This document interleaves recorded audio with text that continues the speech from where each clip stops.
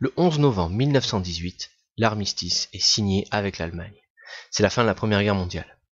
Victorieuse, la France est cependant loin de pouvoir envisager un retour à la normale. Les pertes humaines et matérielles sont immenses, la démographie et l'économie du pays sont désorganisées. Affaiblie, la République est aussi en proie à des affrontements internes entre partis politiques. L'Union sacrée, c'est-à-dire l'union de tous les partis politiques pour soutenir le gouvernement entre 1914 et 17, est remise en cause.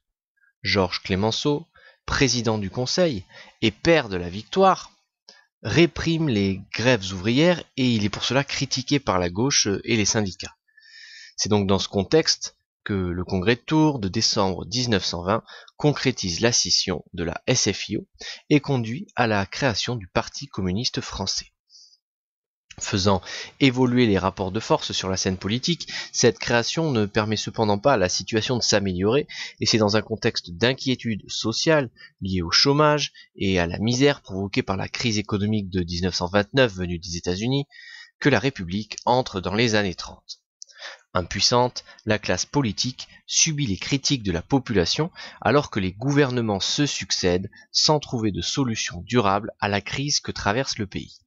Les ligues de droite et d'extrême droite s'affirment quant à elles et l'antiparlementarisme culmine lors des manifestations du 6 février 1934.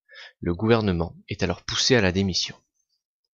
Pour lutter contre la misère sociale, le fascisme galopant et la guerre, et apporter à tous pain, paix et liberté, les socialistes, communistes et radicaux forment une coalition, le Front populaire, et remportent les élections législatives de mai 1936.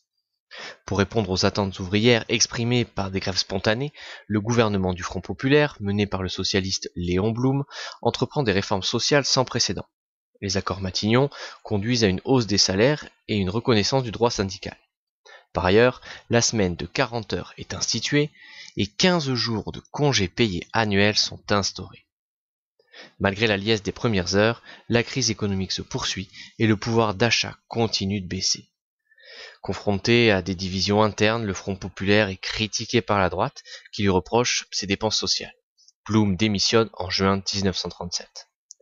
La France est alors divisée et la peur d'un nouveau conflit empêche le gouvernement de s'opposer à la montée des totalitarismes et tout particulièrement d'Hitler.